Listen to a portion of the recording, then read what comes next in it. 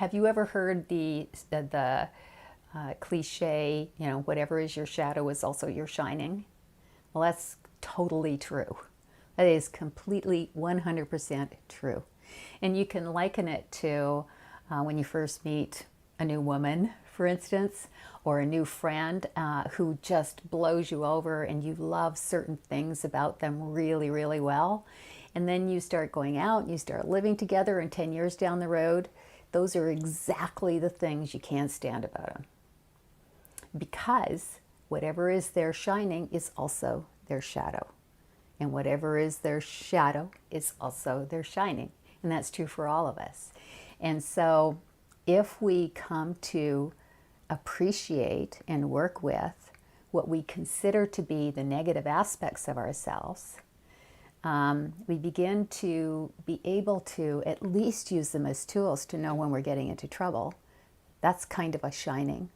But also start to actually appreciate them for the power that they have that can help us live the life that we want to live, because they're there. They're probably never going to go away. And the only thing that can change is how we use them. Do we use them unconsciously so that we basically have no say in how they operate in life, or do we use them consciously in a way that beautifies our life? A mundane example. I mean, let's just think of things that people hate about themselves. Here's a really mundane example. People who have extremely efficient metabolisms are the ones who are always complaining that they can't eat what they want because they gain weight too easily. Well, they're also the ones who will survive a famine.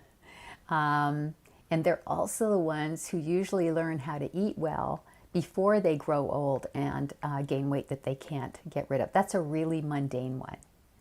And so they think of that as something negative about themselves when it can be very positive. So that's really mundane. Another one that is more to the point and that I think everybody can relate to is a mother who is really finds herself getting really annoyed at her child's behavior in a certain way, and begins to hate herself for being so annoyed, because this is an innocent child that she's being annoyed at for what she considers to be no good reason.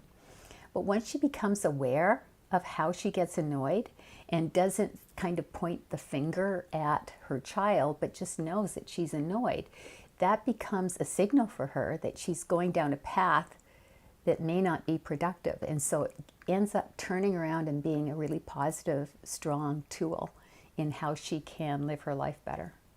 Here's another one that's more related to people who are overburdened, who overburden themselves. They're sometimes called atlases. And the reason is because they're the reliable ones.